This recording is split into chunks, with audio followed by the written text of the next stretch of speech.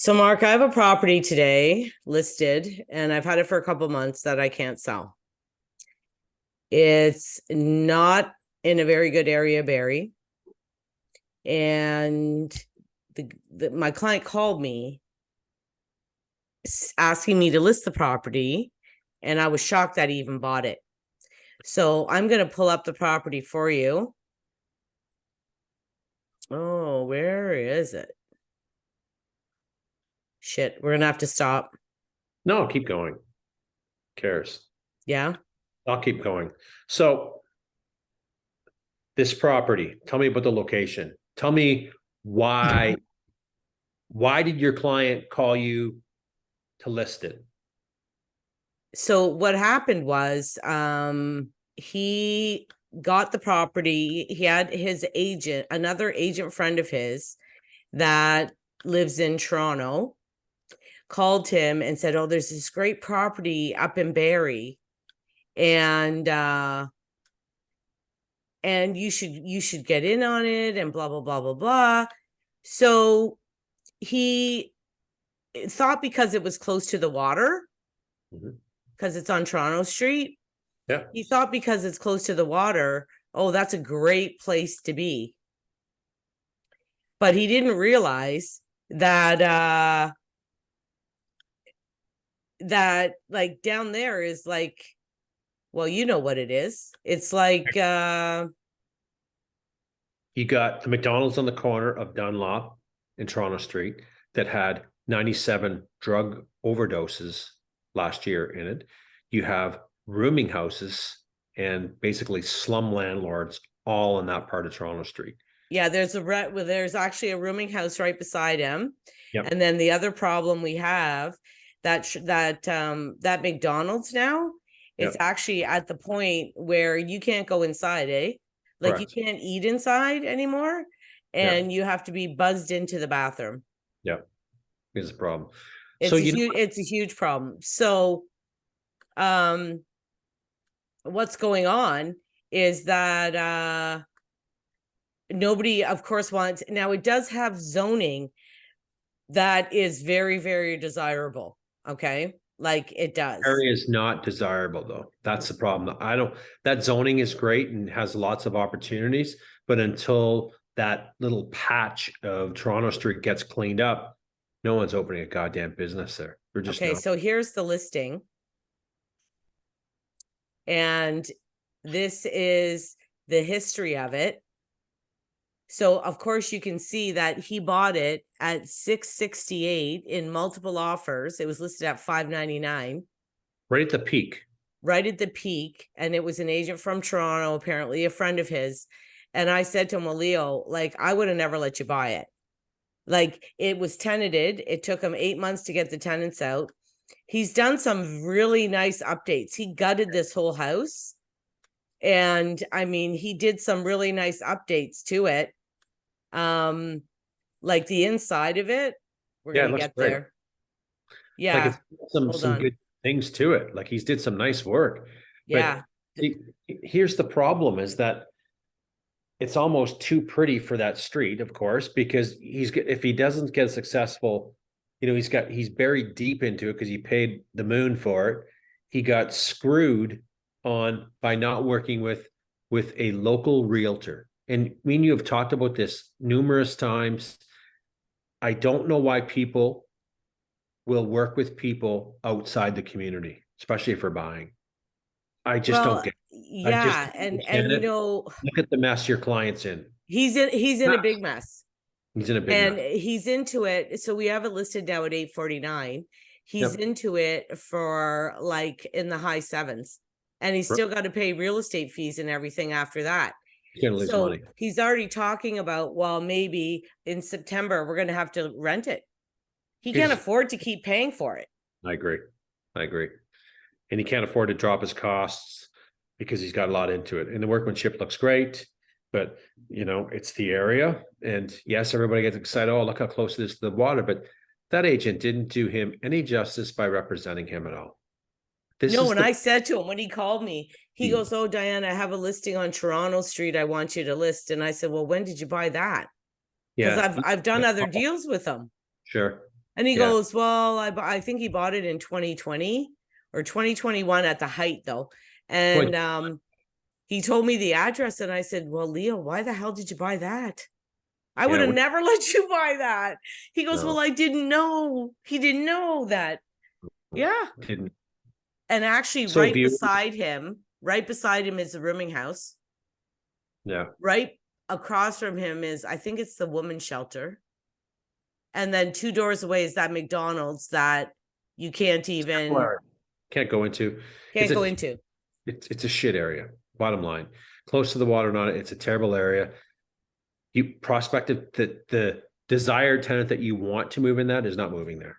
They're just not. They're not walking past addiction and being scared to get into their own. That isn't happening. It's just not going to happen. If I was Leo, I'd bite the bullet and reduce that thing till it's gone and go, okay, I made a mistake and move on. That's what I would do. Private mortgage. Well, I don't know. Sometimes you got to make decisions and pivot when you know what I mean, to get out of messes and go, well, it was a bad decision. I learned from it. I move on. Right. Oh, listen, he's the same guy that has 58 Jones that the tenants won't leave. Right. So if 58 Jones sells and closes, then he'd at least have the money.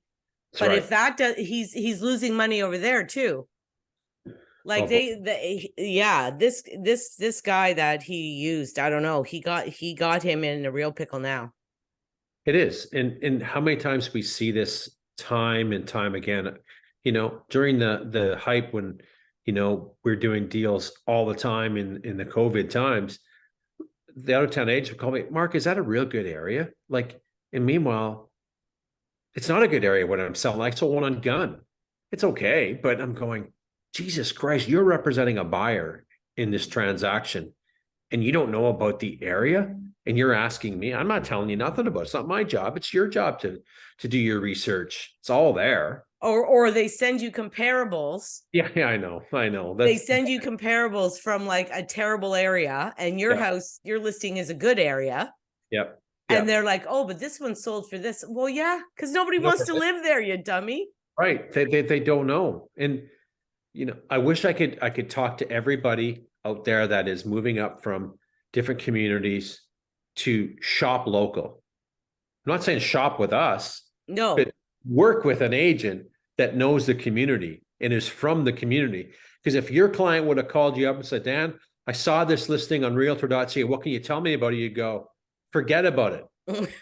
Yeah, but it's by the lake. I can walk. Forget about it. Look at this. Here's why. C, D, E. Done. No, exactly. Better position. So that agent so your client, if he wants to get out, he's got shit money, obviously, behind him to, he's got a second more private money, which he's paying, who knows what he's paying for. Like he's buried huge. And he funded the renovation maybe out of his own pocket, whatever. Like, oh no, like, yeah, people get themselves and make bad decisions. And well, the problem is though, do you part of the problem is, and I guess it's like anything in life, you trust the professional, or you think you're trusting someone you think is a professional in that area, right? Okay.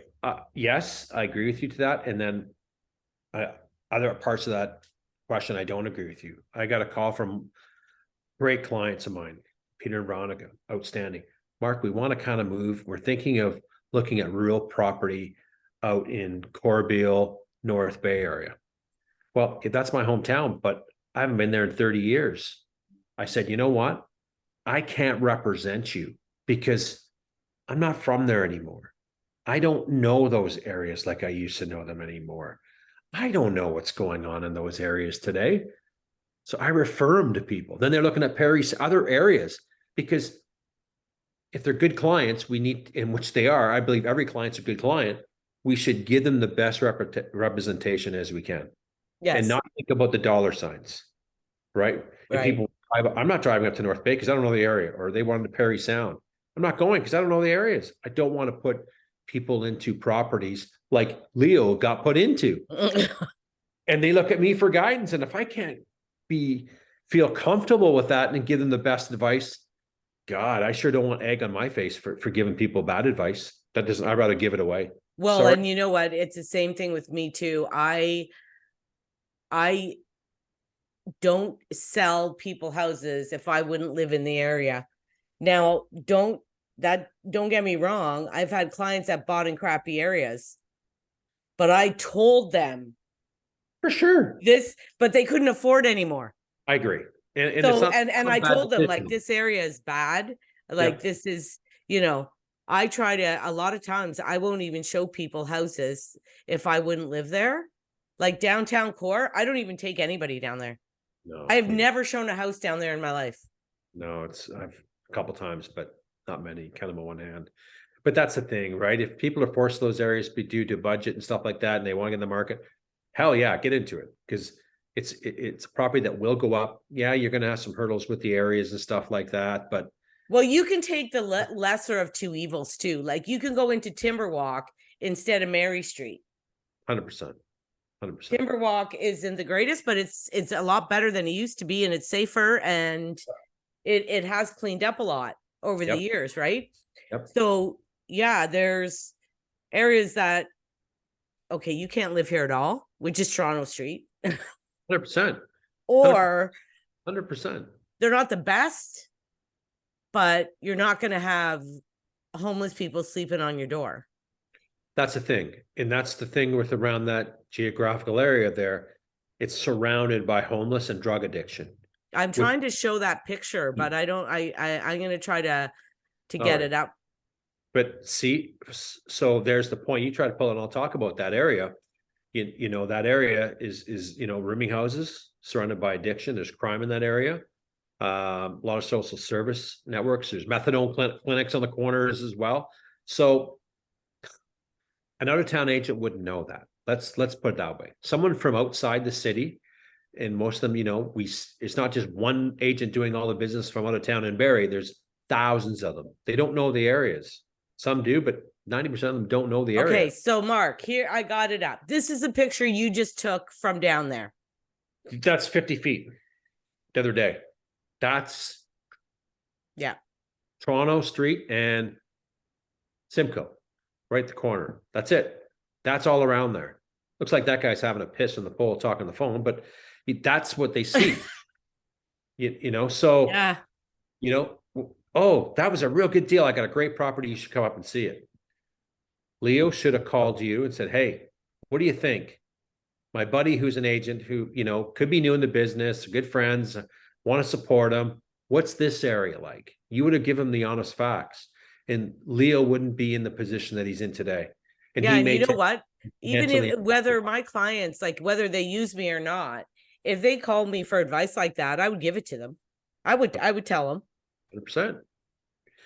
Stick to the relationships that people have, right? And we see a lot of people, you know, that we know kind of why they're using their Toronto agents or agents.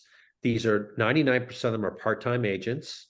They have full-time careers, and then they go and then the buyer who's using them saying, okay, great, I'm going to use you to buy this $1 million property wherever, but I want $10,000 of your commission, and they give it to them because the guy's got 25, so he has no problem giving away 10. You're going to make a bad decision. You're going to, you know, make that kind of a decision on a guy that doesn't know anything about the area and about location. You know what the thing is too, though, Mark? Think about this. Think about this. So he might even be a full-time agent. There's a lot of them down there, and they give kickbacks, right? They all give kickbacks. And especially down from the west end of the city, they all do it. They all do it. And I even had people buying my properties saying, Diane, you have to give us 2.5 because I got to give my client a kickback. He told me that. So, I mean, how much money did Leo lose? 100%. Even if he got a kickback. 100%. He's losing. He's going to be losing. You watch, at least $50,000 to $80,000. Yeah. So was it worth his kickback, Mark? No, it wasn't. No, it wasn't. No. And we're seeing that a lot, right? It's common. You know, when we started in the business in 2010, you know, we did business with Barrie agents. We knew everybody. You know, and then we helped each other out too. Help each other out for sure. And then things shifted. We seen more of a demographic from outside the community, mainly from North York area, move it to the community. And then we start to see Toronto agents. Now, I don't deal with Barrie agents anymore. It's all Toronto agents down south, right? And you know what really, this is one. My client on Browning Trail called me a couple days ago and said, Mark, I got a bill from I got a bill that the buyer sent to my lawyer and he wants me to pay it. So right away I pick up the phone. I go, okay. And then this is an out-of-town agent. Property closed on July 28th. They never did a walkthrough on the 27th. They did a home inspection. We gave a $10,000 abatement on price for any deficiencies, etc. No problem.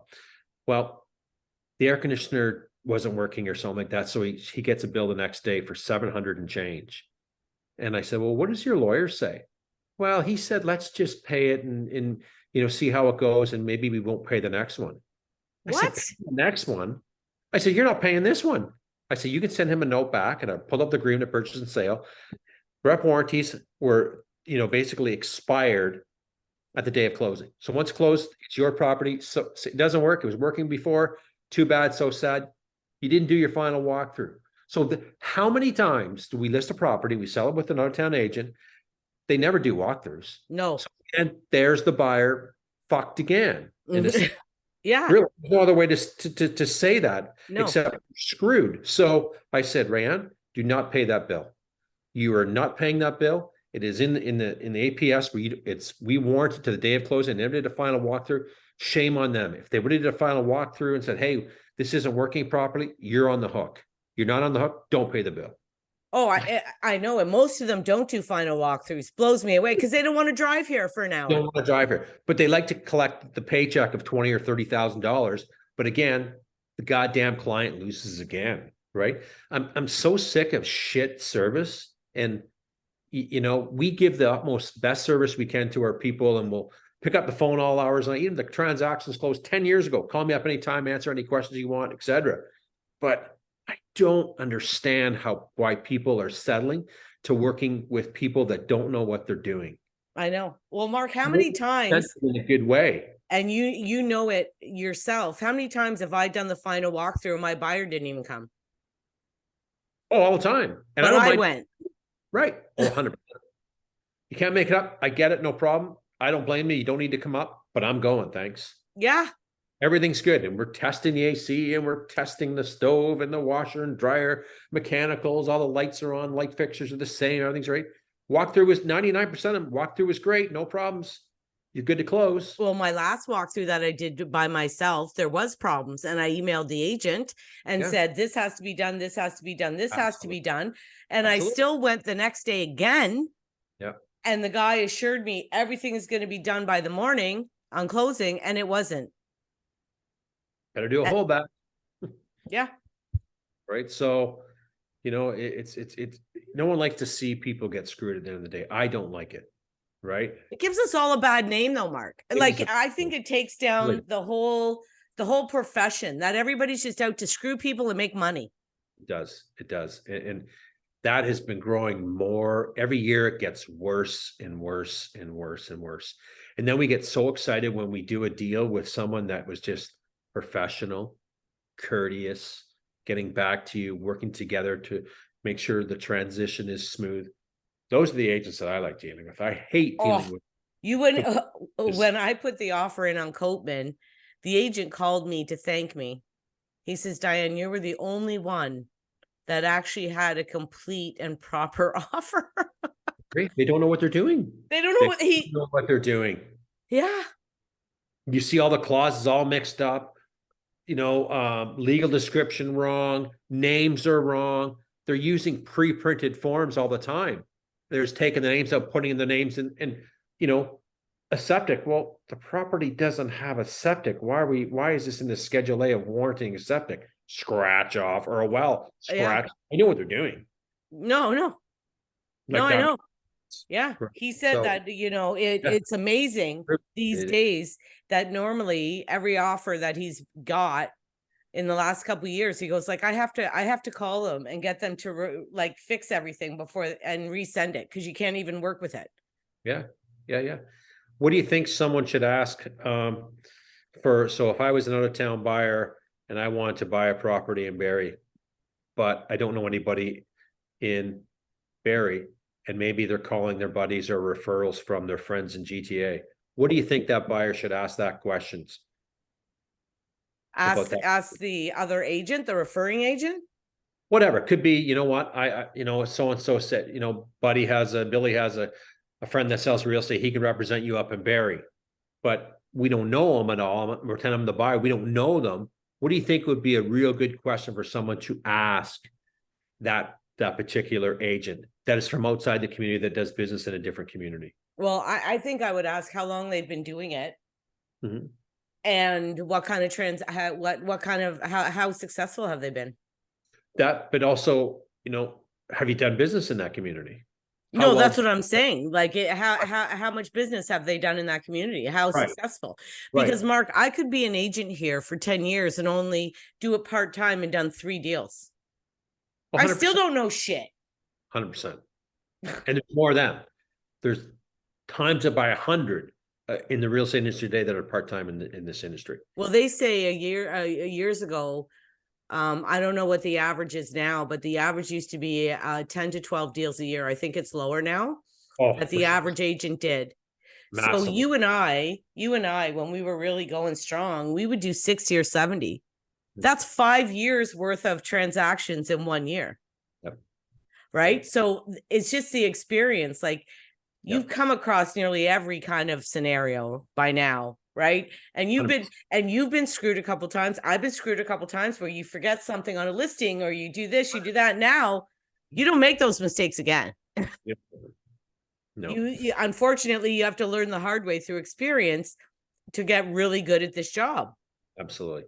And being in it full time makes a big difference, right? If that's the only revenue, then you're committed to the business, right? And people should look at, other points they should look at is go to their social media profiles. What, are they giving out content? Are they giving value?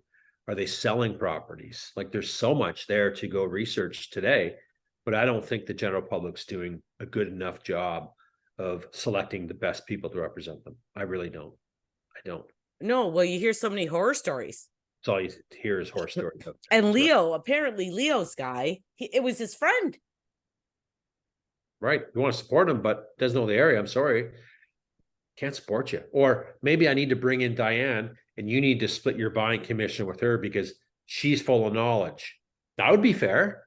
I would be okay with that. You'd be okay with that. Hi, Dan, it's Leo, but he just started his license and I want to support him. And okay, but I want you guys to split the buying commission because he doesn't know the area. He's got to consult you on what should be in the offer, what details, and most of all is the location. He would have kept out of danger that way. Would have saved himself maybe $100,000 because he's going to lose his shirt. And I think he's stupid by not reducing that price to make it go away, make that problem go away. Because if he doesn't want to lose the money, so now he wants to rent it and try to hold it. I think you're losing money at that game today anyway. He put someone in, because a good renter, I shouldn't say good renter, a working class renter, let's be honest, isn't fucking living there. I know. He's showing up going, are you crazy? I'm not living there. You know what I told him to do, Mark? Massage parlor. Well, get someone to rent it out that way. Because you know why? It's one of the only places in Barrie you can do a massage parlor. It's got C21. Well, that's what should be. Then that property's got to be marketed that way because I know. Wow. And that weekend crazy crew down the waterfront. I don't know. It'd be a good business for somebody. I think so. But, something has to happen. But if he's going to get a residential tenant, I think he's dead in the water to begin with. Well, the problem is, so this is what our issue is. His taxes are only $3,500. Yeah. If we rent it out commercially, they're going to go to $10,000. It's a lot of money. So he's forced to do the residential for now. He has to, because then if he wants to resell it, it would have to be commercial as well. Right. And somebody would have to take the $10,000 on. Right. And that's the thing right now. And I just don't think some business is going there. I'm sorry, unless it's a massage parlor. Oh, so listen, I did have an investor, a developer that wanted to buy it and rent it and buy the one next door and put a big wellness clinic up. Dentist, like a big, it would actually work probably there. But he needs more than one, and the neighbor won't sell. So Yeah. If a guy could buy up a block, in a sense, 3 or 4 of them and do something, you could have a huge condo there, Mark. you could, and that wouldn't be a bad area, No, right? You get rid of 4 of those old crap houses and rooming houses in there. I think it could be okay too. you could clean up. Yeah. Because if you did, it got those 4 or 5 in a row. I think there's 5 or 4 in a row. If you Yep. got rid of all of them, the rooming houses, everything would be gone. Yep. And you're right at the water. You'd have water views from that condo. Yep. I agree. It's getting rid of those 4 other ones, right? And it's a little bit further away from the downtown, the real. Yes, it is. It's closer to Nautica. Right. Like my experiences, I've been into Lake House now for 3 weeks right now. And I've, I walk downtown now. I walk Ted in the morning downtown to the Meridian place and on the lawn and stuff like that. And I'm more exposed to the downtown people, right? I'm familiar faces, and it's not pretty in such areas, right? Drug addiction is up close. Homeless is up close. Community support workers picking up needles and stuff like that. And I'm in a great building, but across the road, it's a goddamn rooming house. Yeah. Right across the road. So I think in time things will clean up, but those are parts of, growing pains, I guess. But, I still don't love the area. I love the view, but don't love the area. Yeah. And you know what I'm thinking? That's why I thought that Toronto Street, a developer could buy that. It's not a bad spot, but the problem is the lot is too small, right? You need 3 or 4 of them. 3 or 4 of them. Yep. Okay, I think that's enough. I think we covered off. If you like our stuff, hit the like, subscribe, or drop us a comment or question. Yeah, and don't settle, people. Don't settle for buddies who represent you in areas that they don't know. Well, and this is an important decision, man. God, is it ever? It is. Okay, talk soon. Talk soon. Yeah, bye.